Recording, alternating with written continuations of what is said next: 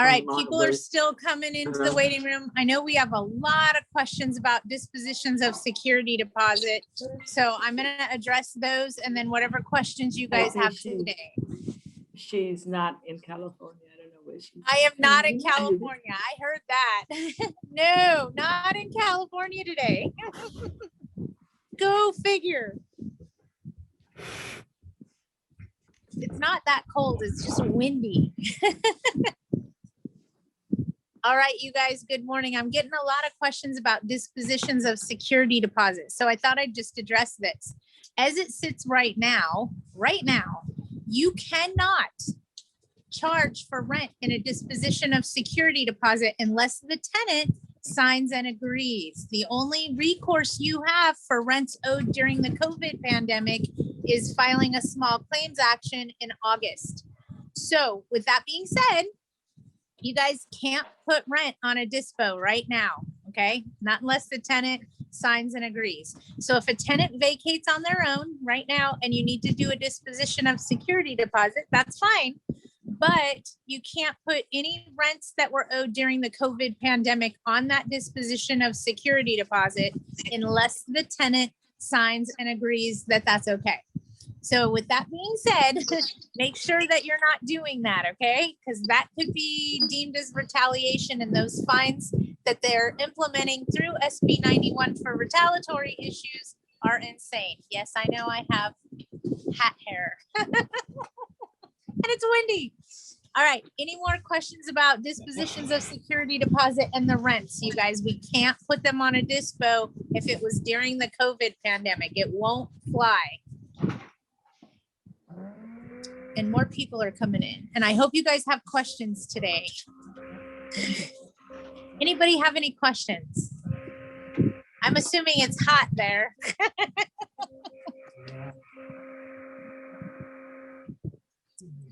Nobody has any questions for me today? This is kind of awesome. Hi, this is Karen. How you doing?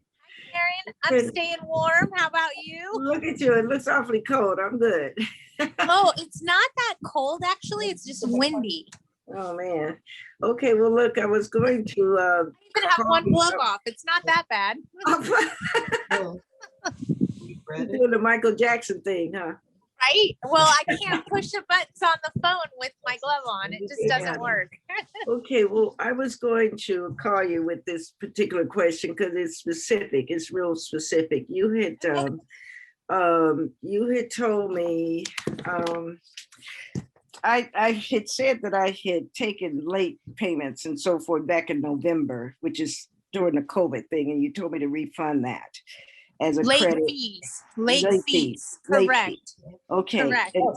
And so I'm going to credit it, but my question is two questions. When I credit that, because you say I have to let them know that I'm crediting that back to them, okay? Is that just credited on their account? That's not something that, I let them know this amount is being credited to your account and I have to give the reason. I need to give the reason, right? And so that's is that credit deducted from the next month's rent? If they ask, can they use that credit towards their rent? Can I do that? Absolutely. That's what you want to do. They can do that. Yes, you want them to do that. You want them to spend that money so they don't have a credit on their ledger. Okay. All right. I just wanted to make sure. I'm not going to put it out there up front, but if they ask, I needed to have an answer for them. And somebody asked me, how would I approach that in writing so that it didn't That sound too. like I didn't know what I was doing? That too. So I would call it just like it is. Well, hello and let's welcome in the month of March with a new hope that they don't keep changing the laws every time the wind blows, because obviously it's hard for me to keep up with. So okay, wait a minute. Say that again. Say that again because you were cutting off. I got you. I would write something along the lines of welcoming in the summer, because that's what we're looking at, is summer months are coming. And thank you for being patient with me throughout the COVID pandemic and the ever-changing laws, so that I'm not in violation of anything. we are refunding any That's a good way to say it. late payments for rents during the COVID pandemic, and those are now applied to your ledger as a credit for future rents. Okay, all right, that sounds good. Okay, and then so they'll probably ask, can I use it? And I can say, yes, you can. Absolutely. They have a credit, whether they Oh. use that for their water bill or they use that for rent or they keep that as a cushion. That's a rolling credit every month until they spend it. Okay, but it's just on paper, then the credit is no money back to them per se. It's just- Bingo. We don't want to okay. give them any money. We're worried about them paying us next month, girl. Well, yeah, and that's the next question, because this was the one that I talked to you about, and I don't want to take up everybody's time. This is the one that I talked to you about that split their rent half and half. Right. Okay, and And you're still they're- getting their rent though. So that was a good thing. they were supposed to pay it on the 18th, and I was biting fingernails because she ended up doing it on the 22nd, several days later. Okay. But Hey, I'm just happy you got your rent. I feel with her though, because they haven't been in there that long, that as soon as I give, and I've been waiting on purpose to give that notice that's due on the 28th. Yeah. I'm waiting till like the last minute to do that. And I have a feeling that that's the way that she's going to go. Well, let me just say this. Statistically, your tenants that have wanted to manipulate the system and utilize the system to their benefit, they're doing it already. Your tenant that is paying their rent, although they're delinquent, although they're making payments, although they're breaking it down, they're not following with the rest of the entitled that are exercising their rights. They're not really affected. Let's face it, they're out there, you guys. If somebody wanted to be dishonest about their rent collection, they'd be doing it already. I believe That's the she's gonna- nicest way I could explain it. Okay. She'll probably start next month. Okay, so no, really, because Well, you never know. She's been in there. Well, I have that feel. Okay. I get it. I get it. Yeah, but 'cause you she's could been be in there. wrong. She's been in You there could be less. wrong. She's been in there less than 6 months, so I haven't figured her out yet because I've Got had you. problems I got since you. she's been in there. Different stuff coming up every Well, month. in the event that she stops paying the rent on March 15th, you can apply for the 80% from the government. So Okay. don't completely fear it. Okay. Okay, all right, and is that a website that we go on for that? application? Yes, it's housingiskey.com. Housing. And I'll repeat that, housingiskey.com. You need to be on there on the 15th of March at 5 a.m. Okay, Why do I say 5 a.m.? Because they're running off a New York time. It's a federal program. So wouldn't they run off of a federal clock? yes, Just okay. saying, it makes sense. And then I'd make sure that you have your tax bill handy with your APN numbers. Because if we pay the federal government when we do our property taxes every year by our APN number and not our address, if we need them to pay us, don't you think that they would want us to speak their language and use the APN number instead of the address? I don't know. Yeah, Okay, I don't know. It just makes sense to me. So if you're applying for the money, have your APN number from your tax bill handy. You might need it. so in order to apply for that though, you have to have people that have not paid, right? Correct. Okay. So remember, you can apply on March 15th. So if your tenant doesn't pay the rent on March 1st, you can apply. Right, okay, that's what Okay. I'm just saying, because you're saying that if we don't do that, the money may run out and may have somebody to come up later, so, and then it'll be too late to apply for it, so, okay. Well, No, I don't know how the money's gonna I go, just but needed an understanding. this is what I do know. 40% of the state of California is not paying their rent. And they're saying between 10 and 15% of that 40% actually has a genuine need. Mhm. So the rest of them are just exercising their rights. And we've known all along that there's going to be those types of humans that take advantage of the situation because they can. Right. I mean, it is what it is. We can't fix it. We can't change it. So when do you give that declaration of On the COVID? 28th, on or before the 28th of this month, That's the notification. I mean, the declaration that they have to the sign. declaration that they have to sign is given to them anytime you serve a 15-day notice. Okay, so Pay not, rent or quit. so not before that, not along with this notification. Correct. Okay, all right, okay, thank you. If you don't give the notification by the end of this month, you will not be able to evict for non-payment going forward during the pandemic, nor will you be able to apply for the federal funds, just so Okay. everybody's clear. That's what the whole thing. Okay. Patty, I just Yes. asked it I right. have a quick question. Okay. Who am I talking to? This is Rosanna. Okay, Uh, Go ahead. Hi, Patty. One of my clients gave me a call and stated that they had talked to their attorney, the one that they use for all their other properties within, all of California, United States, actually. And that they told me to not serve the notice because the attorney stated that that notice should only go to the people that owe money, because why would you want to open Yes. up their eyes to people that do not owe money? I understand, but also understand if you do not notify them of your rights, you cannot evict them during the course of this pandemic for non-payment of rent. But weren't they notified of their rights? Is this a different notification than the one that we sent back in August or? Yes, it is. This explains to them about the 80-20 program. Okay, well, because so then how do I handle this? So their attorney said do not serve it. If It's- they're not delinquent and their attorney's telling them not to serve it, then don't serve it. Because they said. Remember, their attorney is the one that's going to be standing with them in court in a legal matter, and they're the one that's going to defend them. So let their attorney tell them what to do. Mhm. Okay. Fair enough? Uh-huh. Okay. I get that a lot. And the reason you get so many varying and different answers, just so you know, is the law is a lot like medicine. Okay. It's like being a doctor. You practice it. It's not a science. It's not clear right now either.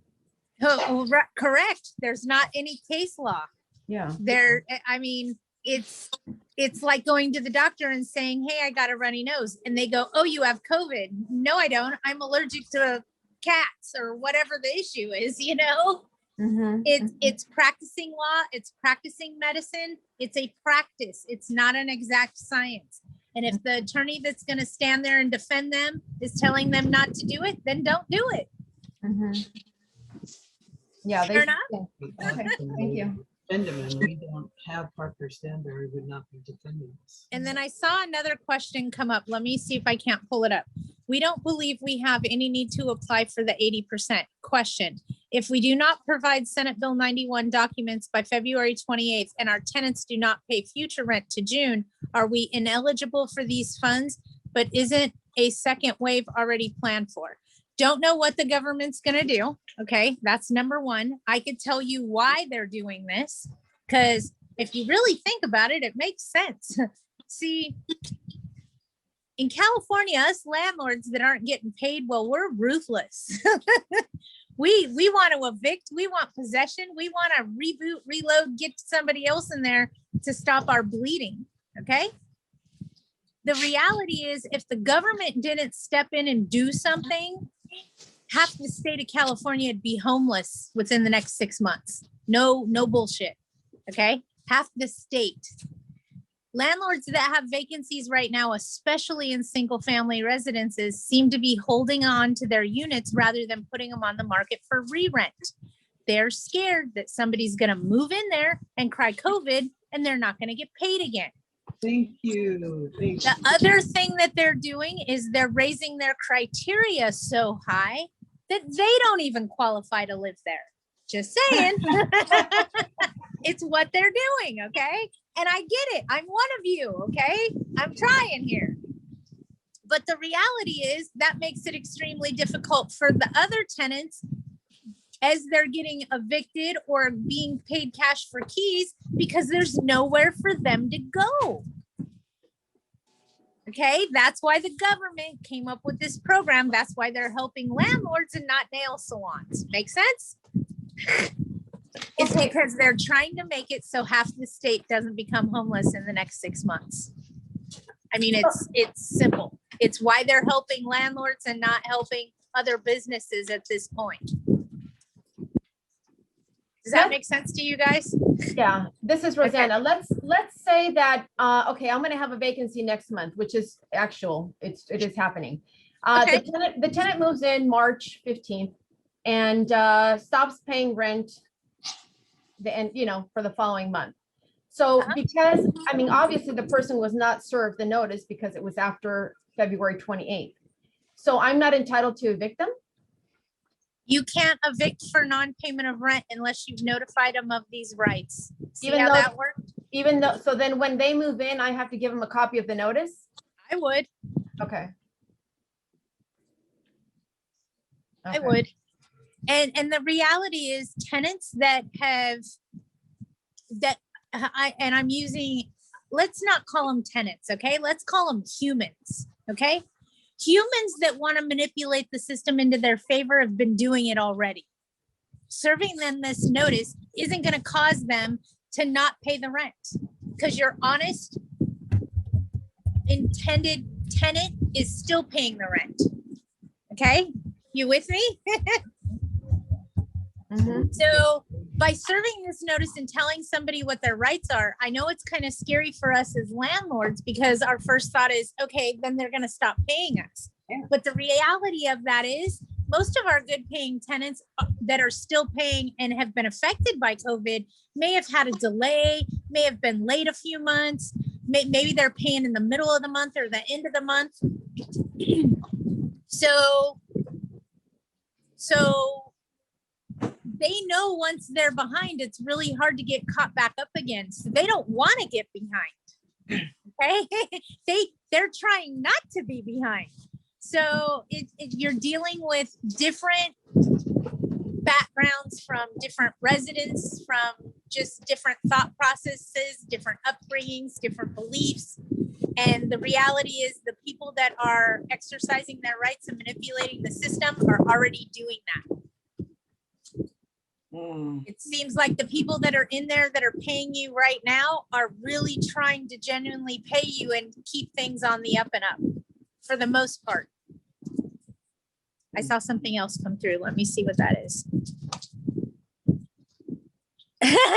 I would call them residents. Some are certainly not human. I would agree with that statement. It's just hard for me because I've been involved in fair housing for so long. So it's hard for me to say those people. And it's because that's discriminatory. Those people, what are you referring to? Those people that are exercising their rights and making sure we're following the rules. I call them those people. Okay. They're not really affected, but in all reality, we've all been affected at some point or another. But that's up for attorneys to argue in a court of law of who was affected worse or who was affected more or who was affected the harshest. I mean, I've heard it all, and I'll share with you guys this, and this comes from me just answering the phone at the law firm. Hi, Fast Evict, how can I help you? Gentleman wants to evict his tenants. I said, okay, what's going on? He said, well, in January, the mom died of COVID. Okay. Well, in February, dad died of COVID. Okay. How can I help you? Well, they left behind 3 kids in the property. One's 17, one's 14, and I think one was 7. And I need them to get out because they're not going to pay the rent. They don't have a job. That's somebody that's seriously been affected by the pandemic. Okay. Those children are most likely going to become a ward of the state if another family member doesn't come in and take care of them. That is the reality of the people that we need to help in this pandemic. Okay. That's somebody that truly, genuinely has a need. So it's hard to put distance in between when we're not getting our rent money and it's starting to jeopardize us. I mean, let's face it. when it starts to hurt our own pocketbook, that's when we really pay attention to what's going on. Just saying. Anybody have anything else they want to talk about? Any issues they need to address? Any Yes, Patty, concerns? this Yes. is, Go this is ahead. David. Yes. How are you? Yeah, I have a question. I Actually, have it. That's nice. I have a tenant that moved out. After he got evicted, moved out, and I really don't know how to reach them to have him come and sign the disbursement of the security deposit. So, what is the procedure? If you, So, yeah. so if they're not available, you still have to get that out within your 21 days. So you want to make sure that you don't include any rents during the COVID pandemic on that disposition of security deposit. And instead, to go after that money, you must file a small claims case starting August 1st. No, I'm not worried about doing any small claim.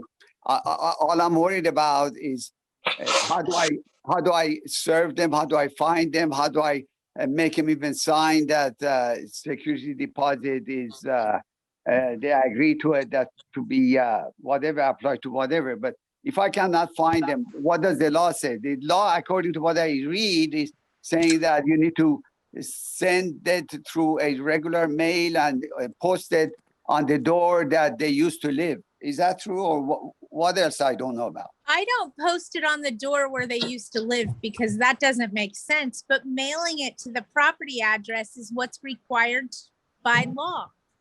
So regular snail mail is required. It doesn't have to be certified mail, okay? And you mail it to the property address. If they have submitted a change of address request with the post office, it will automatically be forwarded to their new address. If they have not done that, then it'll come back to you as undeliverable. Don't open it. You know what's inside there. You licked it and sealed it shut. But then take that and put it in your file. If they ever try to sue you stating that you didn't follow the proper process and procedure, that acts as your receipt that you did everything you could to get them their deposit information in a timely manner. Now, let's say I did mail it, but they say they never received it, and then they come and sue me for double, triple of the money. You're for going to the- have a copy of it in your file. You're going to tell the judge that you followed the proper process and procedure. It never came back to you. You assumed it was forwarded. You did what was required. The judge most likely will side with you and continue the case based on what they're not willing to pay and what they are willing to pay. Okay, thank you. Not a problem. Anybody have any other questions? Yeah, I've got another one. This is Karen. Okay. What you got, Um, girl? Those humans those humans that are paying like the one I've had every 2 weeks or every 2 weeks, or they're paying the first 2 weeks and then they are getting the money, the rest of the money some other time. Does that need to be, should I put that in writing to cover my behind in terms of how they're paying? No, No?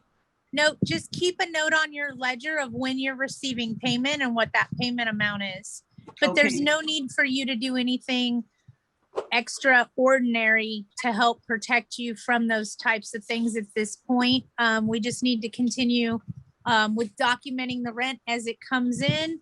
And come July, we should be going back to normal, folks, just so everybody knows. I see light at the end of the tunnel.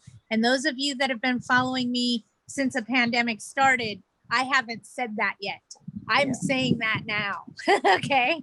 I think that we'll go back to business as normal as of July 1st.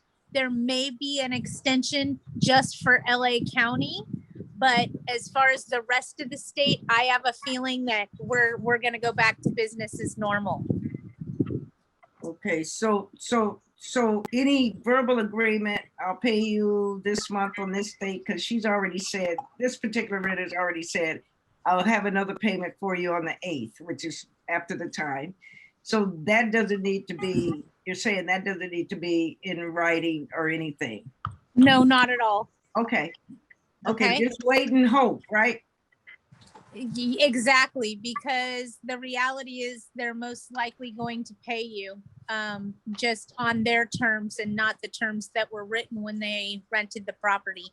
So how do they understand that this is not gonna go any further, that after June, as of July 1st, if they're still in there, well, they're gonna be still in there, that this only goes to June 30th? The declaration that you're giving them, the Senate Bill 91 notice, clearly Okay. states that it ends on June 30th, and that's Okay. when 25% of their rent is due. Okay, And my opinion at that point is the way that the state is reopening, and this is just me talking to you guys, the Yeah. state's reopening, the vaccine is running rampant, meaning we have people getting the vaccine. We're starting to see businesses open back up. They're starting to remove restrictions and open hair salons and nail salons. They're starting to do a lot of things that tell me that they're going to open the state. One of those is they added 2 pages of retaliatory issues to the Senate bill, basically telling landlords, if you did this and now you do this, that's retaliation. One of the big ones that I see on there that becomes a big question, and I'm going to try to help you guys wrap your head around it, is reporting to another landlord during the pandemic. You guys, if they were affected by COVID and you can't discuss with any other landlord their rental payments or their payment history during COVID from March through June. So you kind of take them and you put a big bubble around them and you don't talk about what happened during that time period, whether they paid their rent or they didn't pay their rent. They are protected there. And that is a huge discrimination issue. That is a huge retaliation issue. And it comes with fines that are atrocious, up to $2,500 per day or per occurrence, depending on what's going on. So my theory is, if you're ever questioned about rents that were paid during the COVID pandemic, just respond, I'm sorry, I don't disclose things that happened during the pandemic. Okay. Do you have any other questions for me? I mean, that's what I would be asking that landlord. Now, I'm not telling you that you can't go ask, because if they're dumb enough to tell you, that's their problem, not your problem. You get where I'm coming from? Just be careful what's coming out of your mouth. That's where you're going to get in trouble. So ask all the questions you want. You may not get the answers to them. Okay. Just saying, but be very careful what comes out of your mouth. That's where you're going to get a lawsuit slapped on you. So if they stop paying their rent after June and they didn't get the SB 19 notice or 91 notice, can we evict as normal? You should be able to starting on July 1st, unless we see more extensions. My opinion is they're probably going to extend LA County or something right there in the LA area, just because it was so heavily inundated with the pandemic. And that has to do with the high population rate in that area. Just saying. But as far as the state goes, I think we're going to see that continue to open up. I mean, we're now getting retaliatory issues addressed and things of that nature. So that tells me there's light at the end of the tunnel. So Patty, how is that handled if, they get that notice and they don't wait till June 30th, they pay you the 25% every month? Then you've been paid the 25%. You can sue for the 75% in small claims court in August. But here's my thing. Why not go after the state's money? They paid you 25%. They still have a balance on their ledger. They will pay you 80% of what's on the ledger if you forgive the other 20%. And here's my thinking. Do you guys understand what that the small claims debt is consumer debt and it's unassignable? Do you know what that means? Let me tell you in plain simple English. Woo, it's windy. It's a Wendy. Okay, in plain simple English, what that means is you, the landlord, have to get a wage garnishment, get a writ of execution from the sheriff's department, and you physically have to do the collection process to get that money. You can't give it to your attorney to collect it for you. It is unassignable, meaning only you, the landlord, can go after that money in small claims court and put the wage garnishments in place and try to obtain that 75%. To me, it makes more sense to apply for the 80%, get that from the government, and be done with it, rather than trying to collect on a debt that is, it's like learning a whole nother job, okay? You're gonna become a collection agent, and we're still trying to make sure we're all good property managers. You get where I'm coming from? It may not be worth it. And you're going to see your legal counsel doing everything they can to help you by doing document prep. But they're not going to be able to help you past that. You're going to have to call the employer, and you're going to have to find out if they're working there. And they're going to help you prepare the documents, but all the rest of it's going to fall on your shoulders.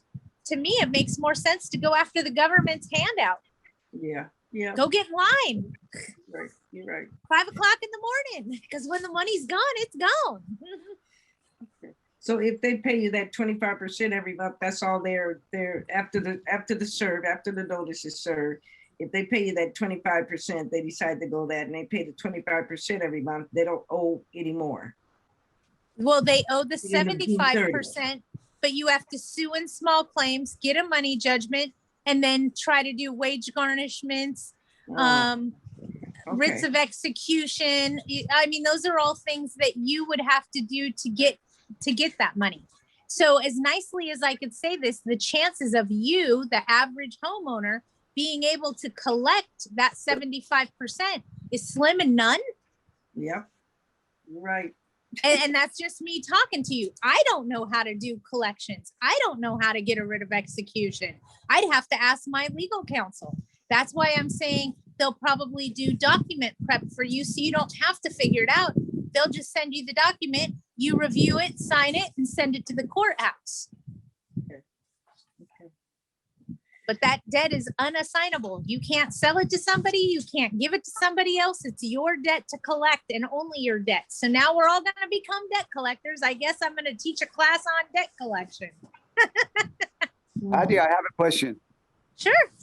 Okay, let's say they paid 25% every month in March, April, May, and June, and then you do agree to let go 20% and you collect 80%. So Correct. together now you have 105%. What's going to happen? What was that? Okay, let Yeah, me we can try print. one more time. He just okay? says that right now it's Somebody starting needs to to mute act up. So themselves. if we print and Somebody it find gets the really mute button, hot, please. it's probably gonna crunch the paper. April, it's you. I could tell your voice. Hit mute, please. Thank you. Do you want me to repeat question? All right, no, I got your Okay. question. If they've been paying Okay. you 25%, April, press mute. Please. Okay. Yeah. Okay. Okay. Bye. April. April, press mute. We can hear you. Okay. So if they've been paying the 25% or any kind of a balance, the 80% that the government is offering you is 80% of the balance that's on your ledger. Can't have any late fees. It can't have anything. It's okay, April. We love you. We were just trying to get your attention. So that the government is going to pay you 80% of what's on your ledger. So if the tenant has paid you $500 here, 25% there, $1,000 here, the reality is the government is going to pay 80% of the balance owed, as long as there is no late fees, no fines or penalties, and only rent is on there. Okay.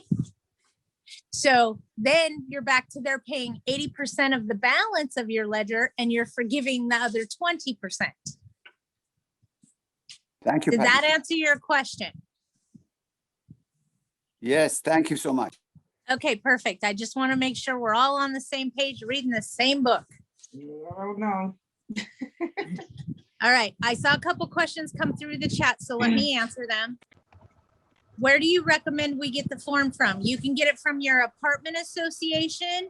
You can get it from your legal counsel, but they're going to charge you because they're trying to keep their lights on right now.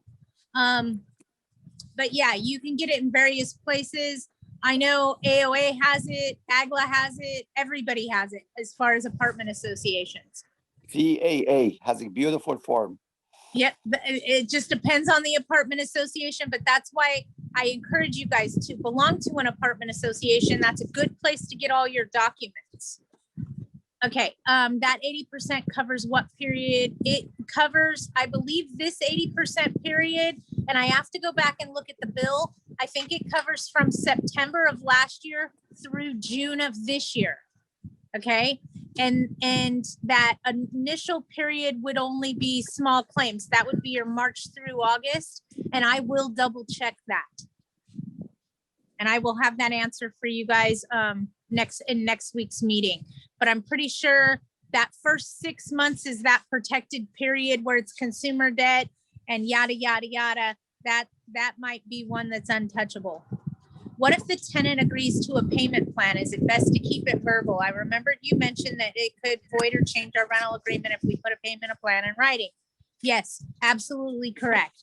If you make a written payment agreement for rents, then what you did, let me put it back this way so I can see. Yes, I look like an Eskimo. I'm sorry, you guys. It's windy here. It's not that cold. It's just windy. So if you make a written agreement, what you made is a promissory note or a promise to pay. And the only place that a promissory note or a promise to pay is enforceable is in a small claims court action. Okay, so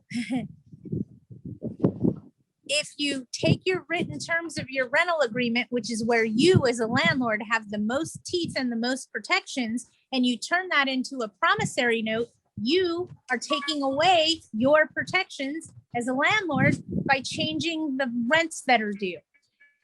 If that makes sense to you. Yeah. Okay. So if that makes sense to you, understand that it's a better business practice for you to keep it under the terms of your written rental agreement. When you defer from that agreement and make something else, you are standing on your own feet, so to speak. Okay, you're only hurting yourself. I see some more questions coming through. Let me get to them. My tenant owes his copay. I like you. You must work in the medical field. But Section 8 has been paying it. So it will be 80% of what he owes now. It's 80% of the balance on his ledger. Okay, 80% of the balance on the ledger. Do we have to serve this to commercial property also? No, you do not. You're more than likely, commercials lost all their protections except in LA County, where they can still claim that they were affected by COVID, and they have some protections in LA County. But as far as the rest of the state of California, Southern California, commercial is back to business as normal.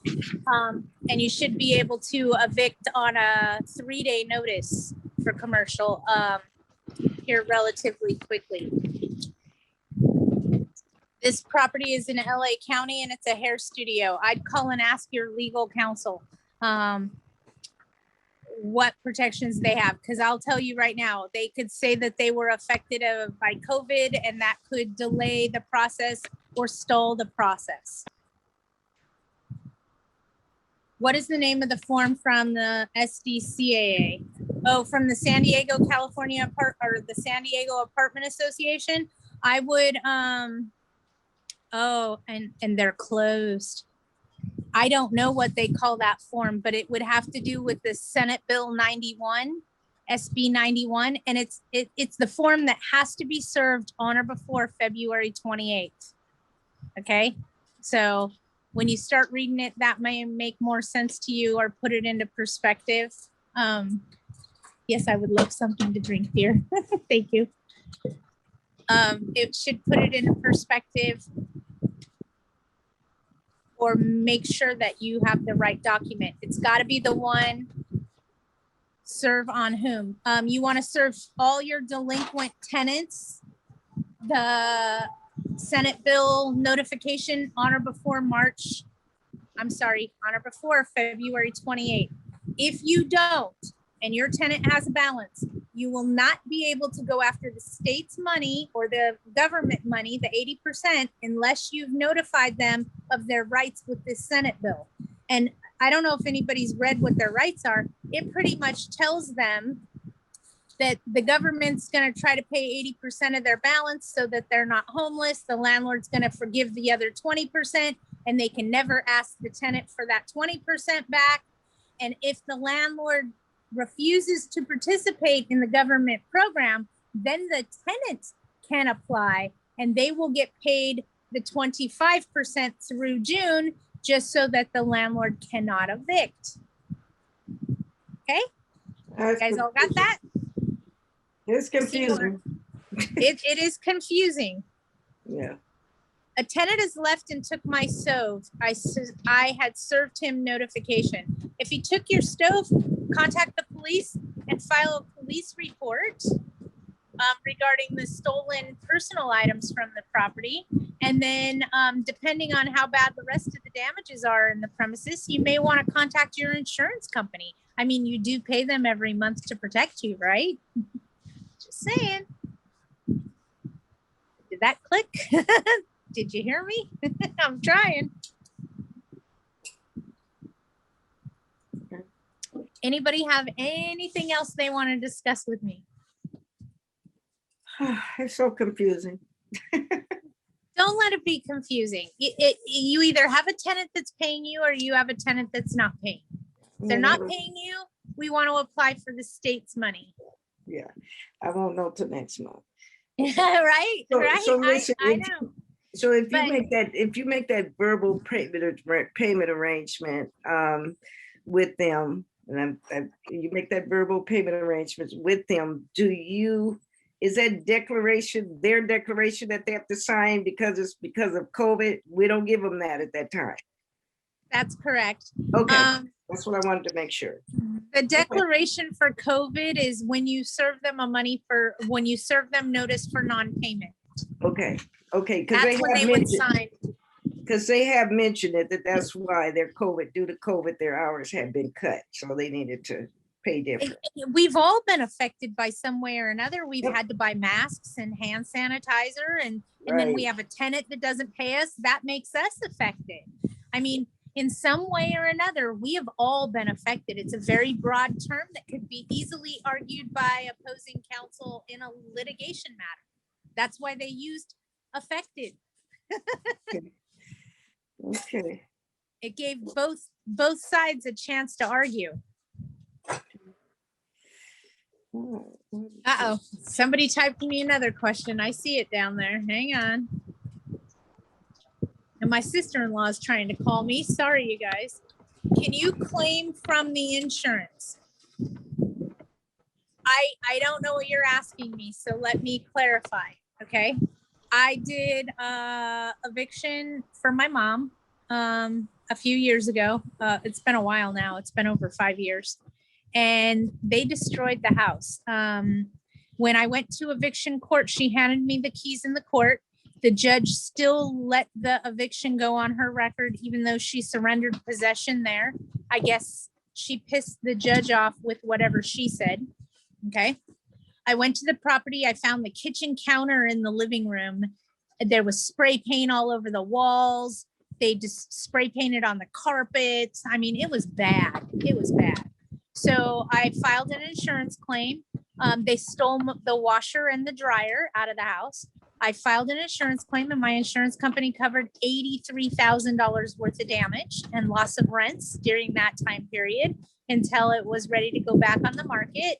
And then it was a hustle because as soon as they signed off on the job, I had 30 days to fill it. And if I didn't fill it within 30 days, they were going to cancel my policy. So you got to play the game. Okay.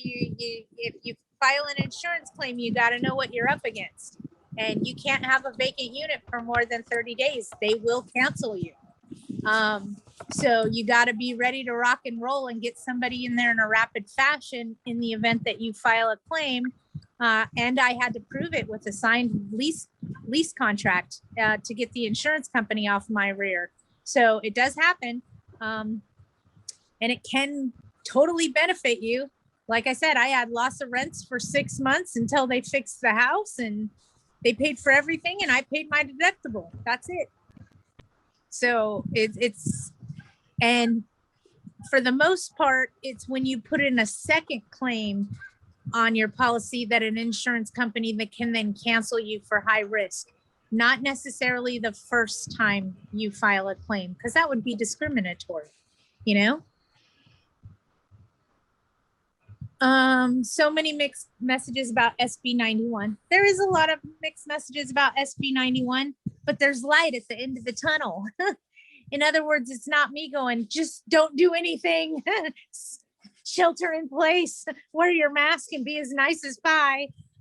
We're starting to see some of the rules of what could be considered retaliation come about, which tells me if they're talking about retaliatory issues and they're talking about disclosing what happened during the pandemic and whether they paid rent or not, and that being discriminatory because the tenants are protected, that tells me that there's light at the end of the tunnel and that we're going to go back to normal soon, or the new normal, whatever you want to call it, just because now they're adding protections in there for that aspect. Whereas before we haven't seen any of those types of protections regarding retaliation and fair housing at all. We haven't seen any of that. So just by seeing that in the bills tells me there's light at the end of the tunnel and we may be done with this sooner rather than later.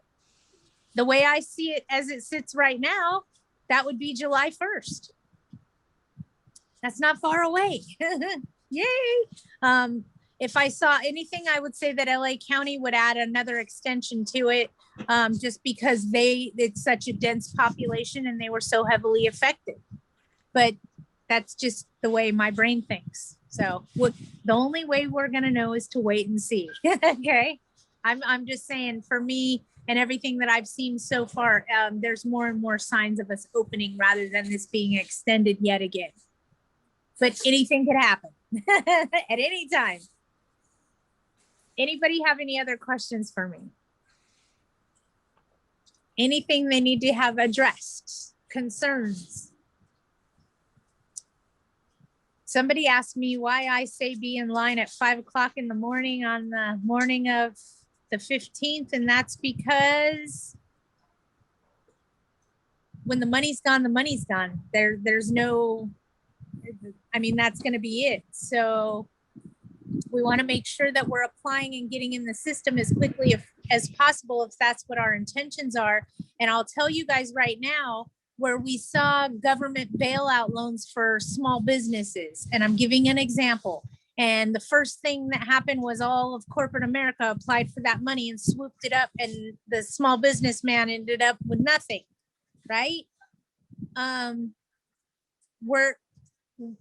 choosing my words carefully.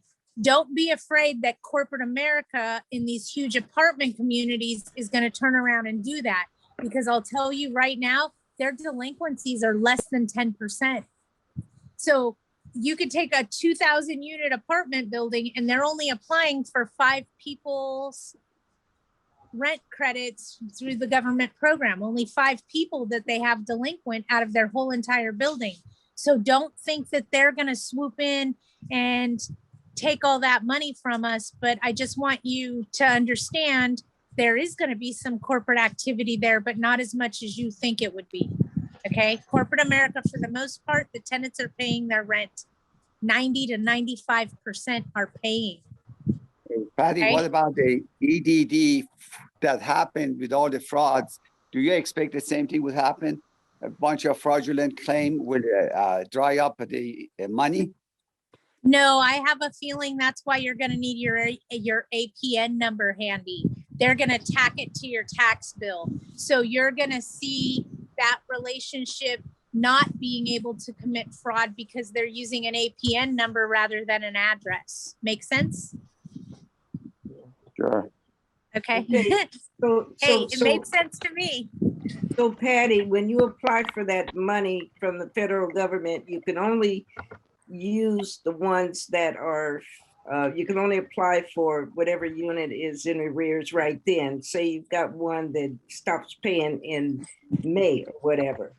So. You can know, go back, you can go back and ask them if they still have funds allocated for the program. By all means, you can still apply. Okay, but you can only ask for what is in effect as of March 15th then. In terms of the person that is delinquent. If you only Yes, have one, actually, I'm gonna be honest with you guys.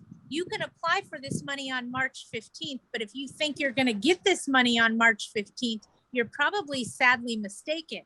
They probably will not issue these funds until June. okay, but you could only at that time though, you can only apply for one unit versus if you have another one that comes up, you can only apply for what's going on at that particular time by, you know, Correct. March 15th. Correct. You can't say you've got just the one as of March 15, but then April comes around and then there's another person that decides they're going to stop paying. So, Then I would go back to the program and reapply until the money's gone. okay, all right. But if the money's gone, then everything is gone. Okay. All How right. do you have information on evicting and showing high income tenants that are just not paying, or will it not matter because they will just say they were affected by COVID and fall in the category as normal tenants? I like that, normal tenant. High income tenants are a challenge, but they're not impossible. I know at Fast Evict, they have a couple of high income tenants that they're evicting where the tenants make over $250,000 a year. And they tried COVID. And have they been affected by COVID? Absolutely. I mean, maybe their business got shut down because of COVID. Maybe they're not making anything right now. Maybe they're working at home and they're making just as much as they would, but they're exercising their rights. If they're exercising their rights and crying COVID, then they're just going to pay you the 25% on or before June 30th. If they don't, you can evict them for non-payment. But I would contact your legal counsel about high income tenants. I know that Fast Evict has been successful in quite a few evictions on high income tenants and proving that in court. But again, that is a question for your legal counsel to answer better than I ever could. Have a couple of those going on right now where I just refer them to talk to the attorney directly because I don't know how that plays out in a court of law. I haven't witnessed it. Fair enough. I didn't see it happen. So ask the person that has seen it happen. And please watch out for those retaliatory issues, you guys. If you have a rent increase at all during the pandemic, what the new law says is if they were delinquent at all and you increased rent, that's retaliation. So reverse your ledger, start eating crow now and fix that rent increase. Get that off of there because the retaliation fines for that are atrocious. Okay? Atrocious. I want to say it's $2,500 per month that they add the increase during the pandemic. So don't do it. Okay? Reverse it now.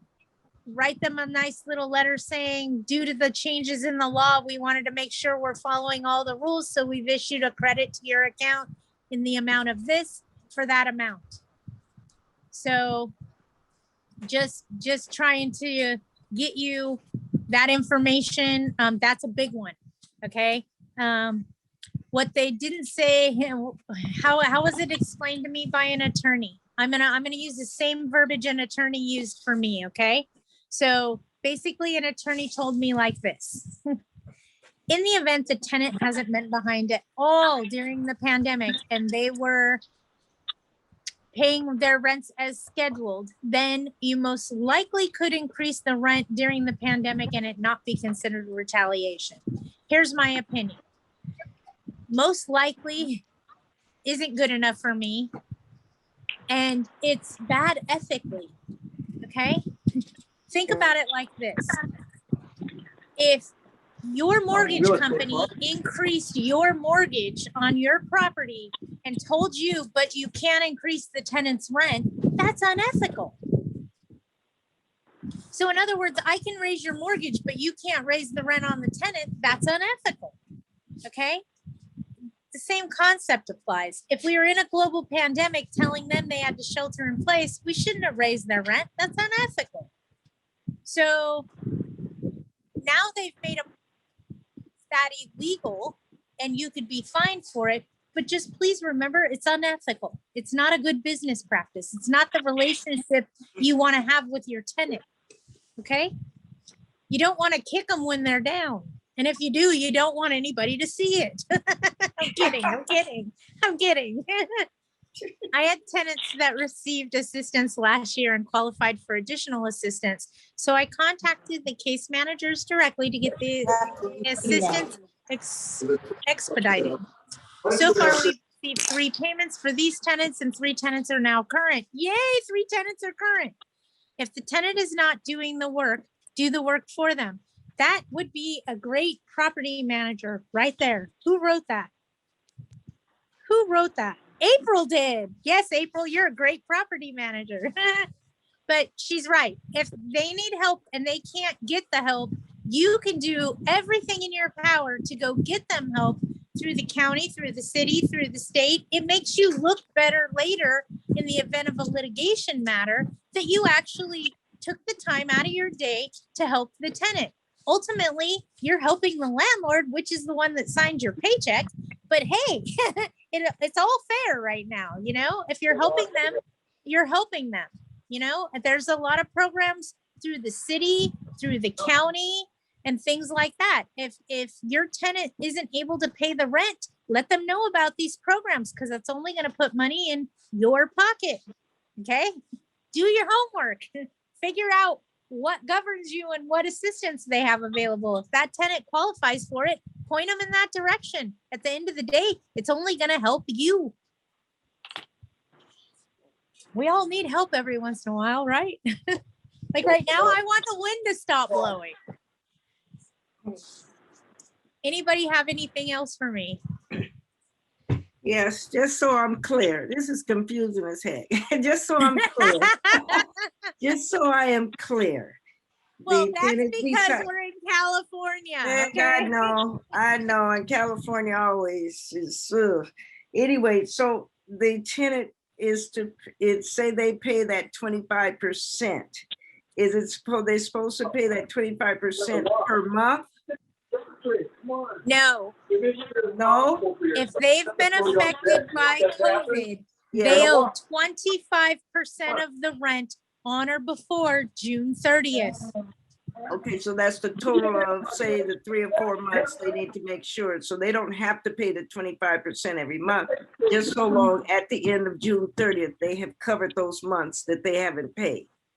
If they don't pay you, you should serve a 15-day notice to pay rent or quit for the amount that they're delinquent for that month, along with a blank declaration form that they would sign and return to you stating that they've been affected by COVID. Okay, If that's they didn't sign the declaration and return it to you, you can start an eviction. We're not seeing, in the beginning of this, we were seeing the judges let the tenant sign that paper right there in court, and the case was being dismissed. We're not seeing a whole lot of that now. We're seeing judges stand up and say, you have time to do this. You had time to do this and you didn't do it. And occasionally they're siding with the tenant, but not like they were before. Okay. So very important that you understand that the judges are starting to get on our bandwagon. We have to let the tenants know programs that we have let the tenants, hold on. We have tenants let us know programs they know about that are available, and then we share it with all the tenants. Good job.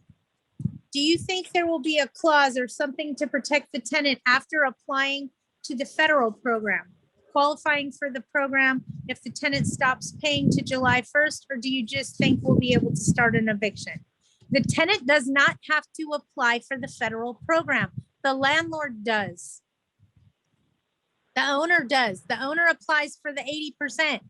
If the landlord decides not to participate in the program, then the tenant can apply for the program and the government will give them 25% to cover them till June so that you can't evict them. See how that worked? So you're damned if you do and you're damned if you don't. Just go get in line to get the money. Yeah. That's the nicest way I could explain it. Get in line to get the money. Because if you don't participate, then what's going to happen is we had to notify the tenants of their rights. So they know they have a right to apply for the 25% to cover them through the month of June so that you can't evict them. Okay? So just go apply for the damn money. Is there a clause that you cannot there is a clause that you cannot evict the tenant for 6 months after you receive the payment. I'm assuming that you're speaking through a local county program. I'm letting you guys know, yep, LA County, yes, April, absolutely. You can't evict for 6 months or it's retaliation. Remember, the whole reason that they design these programs is so that half the state of California isn't homeless. So you're right. You don't want to terminate tenancy for 180 days after the pandemic, or it's going to be considered retaliation. So as far as you guys serving them notice to get your house back, I'm going to tell you right now, you probably aren't going to be able to serve that notice until January 1st of 2022.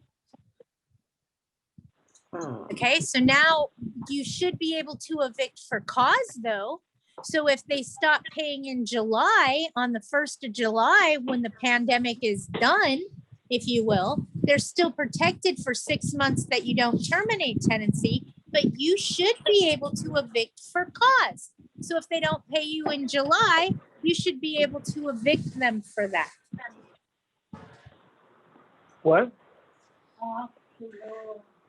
Hold on, I saw another thing come by. How Say that long is the again. statute of limitations for going to small claims court? Huh? Small claims court, What? the statute of limitations. What, It is what? 2 years on a oral Huh? agreement or 4 years You on a okay? written contract. So if you have a written rental agreement with them, you have 4 Need to years adjust the bed? to go after them. If you have an oral Are you agreement, it's okay? only 2 years. Huh? Yet somebody needs to You press need to mute. poop? We can hear you. Sorry. Are you, oops. It's okay. It's all good. We're all friends here. It happens. So back to the statute of limitations on small claims. Oral agreement from you and your tenant. You don't have anything in writing. That statute of limitations is 2 years.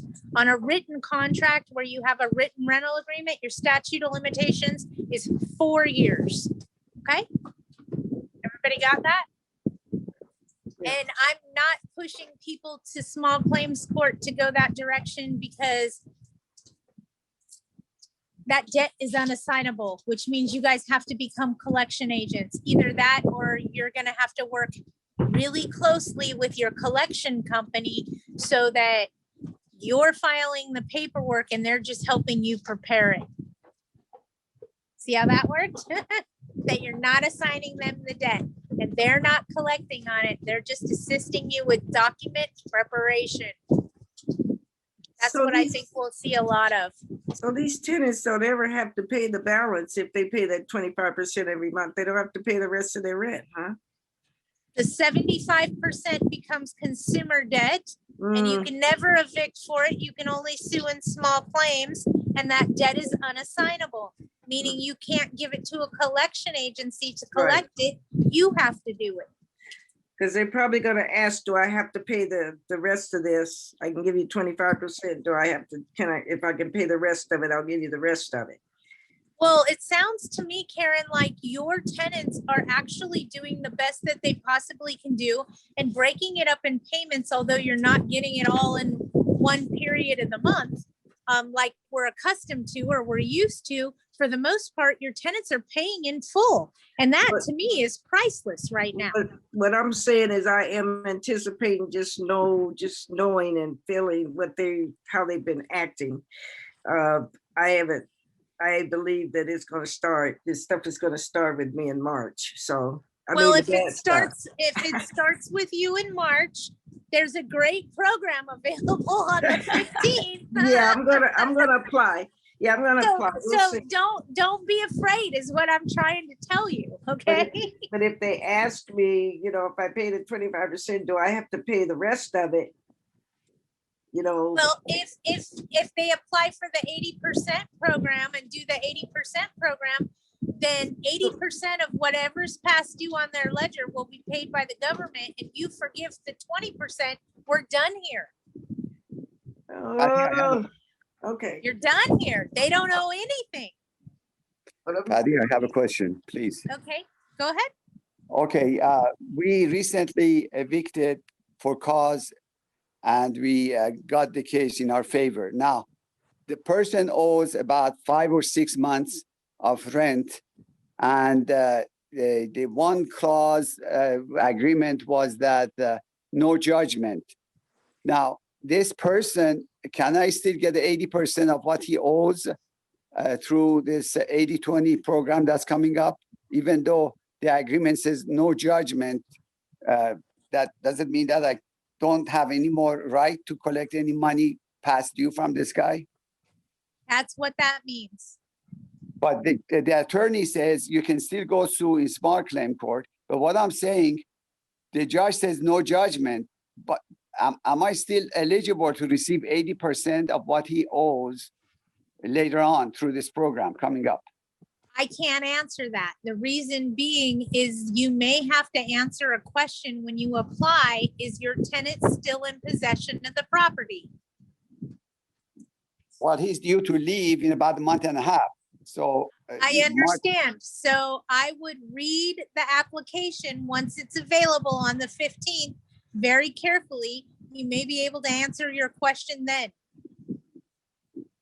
Thank you. No problem. I saw another question come through. Let me see what that one is. Our tenants are current. We do not want to send SB 91 paperwork. If they become late, can we just give them SB 91 along with the 15-day notice? You can when they become late. It's something that your attorney could argue, but the reality is if they become late at this point, are you going to attempt to evict them before July? Or are you going to try to work with them? If they pay the 25% and return the declaration to you, or just return the declaration to you, the rent's not owed yet. So I wouldn't worry too much about it. If they're not delinquent and you don't want to serve them, don't. It may tie your hands for a couple of months going forward, but again, like I said, the chances of you having a tenant become delinquent because they receive this notice are low. Good, honest paying tenants want to continue to pay the rent because they know that they need a place to live. They don't want to be homeless. They don't want to exercise their rights and take a risk. Okay, they're what I call the responsible tenant. In the beginning of this pandemic, we had a lot of tenants that were coming forth to their landlord saying, I don't know what to do. I lost my job. I don't have any money. I don't know how I'm going to pay you. I'm going to move out. And I would tell landlords, go chase that tenant because that's an honest tenant. They're telling you, I don't know what's going on. That's the tenant you need to hold on to because that's the tenant that's going to come to you and tell you there's a problem. That's the tenant you want to work with. That's the tenant you want to keep, not the one that goes, I'm going to shut the door and not even talk to them. No, you want the guy that's telling you, hey, there's a problem. I have an issue. Because it also tells you in the future, if an issue arises, that they're going to most likely just tuck tail and bail rather than rake you over the coals through an eviction process. Make sense? I saw something else come through. Hang on. Yes, work with them as much as you can. Don't write a separate agreement when you're working with them, though. just keep that oral. If they say, I'll pay you $100 this week and $500 next week, just tell them, okay, not a problem. I'll work with you and I won't charge you late fees because you can't. But it makes it sound like you're giving them something a little bit extra. All right, you guys, it's getting cold because it's windy. And there's snow everywhere. I don't know if you guys can see all the snow. Oh, yeah. Oh, man. Yeah, look at this. Oh. Wow. I'm in the Where snow. are you? Where are you? I'm in Pennsylvania. Wow. Okay. Ooh. Patty, I'm if, loving it though. I love the colder temperatures, so I'm fine. It's just windy. Okay. one more question, Patty. If you Sure. you are through mailing, you are returning the deposit to some address. Wouldn't it be better to have it certified in case the tenant later says, I never received anything? You have an extra proof in your hand when you are sending this. You can try that. It may come back to you undeliverable, and if you want to send it certified, do that. I mean, it acts as a great receipt for you. Okay, so it's better than just doing it without getting it certified. That's what I'm trying to say, is more proof in your favor. I don't think it's going to matter either way. If it's undeliverable, it's undeliverable. Yeah, but he can say, I mean, the judge Okay, can say. if it's undeliverable and you put a return address on it, it's going to come back to you.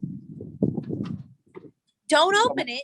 Keep that as your receipt that you did everything required by law and put that in your file. So to me, sounds like you are in favor of doing it certified than just regular mail. I've always done it regular mail. I have not done it certified because I don't want the additional expense.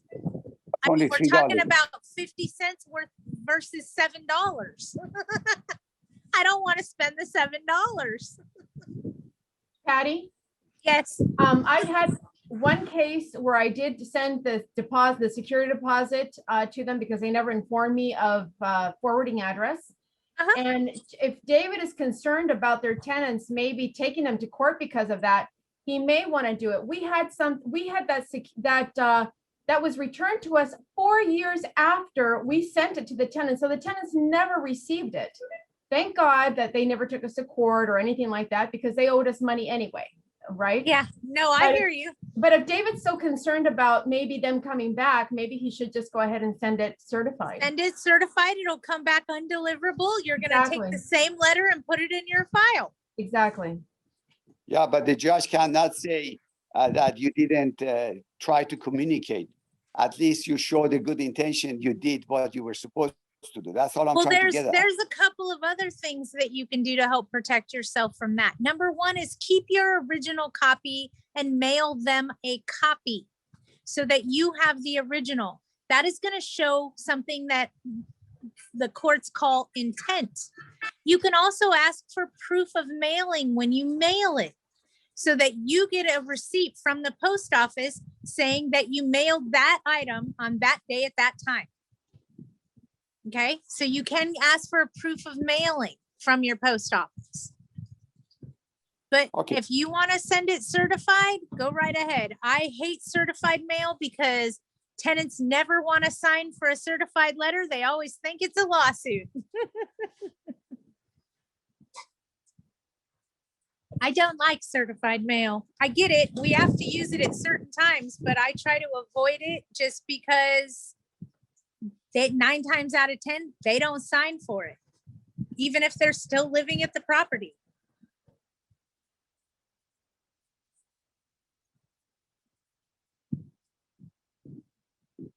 Certificate of mailing is 55 cents. Thank you. Thank you, Valerie. Yes. Another way to handle that. And I've had tenants that said, oh, I've never been served the paperwork. And I've pulled my copy out of the file. The judges looked at me and said, okay, the intent's there. So again, you're only trying to protect yourself. And I always say protect yourself with both hands. So if that's what you feel you need to do to protect yourself, then by all means do it. It's not going to hurt you except financially, but hey, do it. I'd rather try to personally serve someone so that I don't have to send something certified mail. When you're terminating tenancy or increasing rents is a requirement to send it certified mail. I just try to personally serve them intentionally. I'll go there on a weekend and serve them with a rent increase so that I can talk to them as well. So keeping that relationship open is always a good business practice. All right, if you guys don't have anything else, I'm going to close this for today. We will be back next week with Wednesdays with Widget, and then we should have our whole video library up very quickly, where we talk about fair housing and dispositions of security deposit and all of the different phases of property management and what that entails. So we have a whole video library coming soon, so keep your eyes open for that. That will be in our video training area. And if you guys have any questions, you know how to hunt me down. I'm going to go. You guys have a great day. Enjoy the heat of Southern California. I'm sure it's nice and warm there. Sun shining here. It's a little windy, and hopefully the snow melts faster. All right. Enjoy yourself, and thank you for everything, Patty. No worries, you guys. Anytime, I'm always here for you. Okay. And if you have a question, hunt me down. Okay. Rather than make a mistake, I'd rather have you ask me. Okay. Okay. Thank you. Thank you, Send Patty. me Keep your warm. number to text to. I can tell you guys all my number right now. It's 855 widget 5. Thank you, Patty. Keep warm. I am. Thank you. All right. All right. Bye. So just so you guys know, my phone number is 855 widget 5. You guys can text me on that number, send me pictures on that number. It works just like a regular cell phone. Okay. 855 widget 5. Okay. Thank you. All right, you guys, you have a blast. Thank you. And I'll see you guys next week. All righty. Bye. All right. Bye-bye.